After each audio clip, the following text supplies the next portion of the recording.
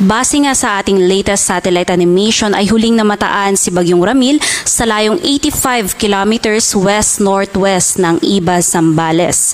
May taglay na nga ngayon ito na lakas ng hangin na umaabot ng 65 kilometers per hour malapit sa sentro at mga pagbugso pa na umaabot hanggang 80 kilometers per hour. At patuloy nga itong kumikilos pakanluran, hilagang kanluran, sa bilis naman yan na 35 kilometers per hour. At base nga sa nakikita natin ay patuloy na nga itong nagdudulot ng mga katamtaman hanggang sa mga malalakas na mga pag-ulan at mga pagbugso ng hangin sa malaking bahagi ng Central Luzon at ng Calabarzon. At kanina nga mula dito sa may parte ng Manila Bay ay tinahak na nga nito ang kalupaan ng Central Luzon at nakalabas na nga dito sa may parte ng Zambales at ngayon nga ay malapit na dito sa may Palawig, Zambales or karagatan ng Palawig, Zambales.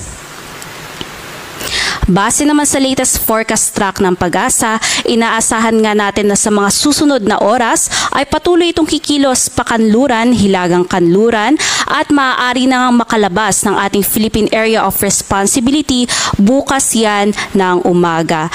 At patuloy nga nitong tatahakin ang West Philippine Sea at maaari pa itong patuloy na lumakas at umabot ng Severe Tropical Storm category at bahagyang bababa nga yung pagtahak o pagkilos nito at bago ito maglandfall dito sa may parte ng Vietnam ay maaaring patuloy na humina at umabot na nga lang sa Tropical Depression category.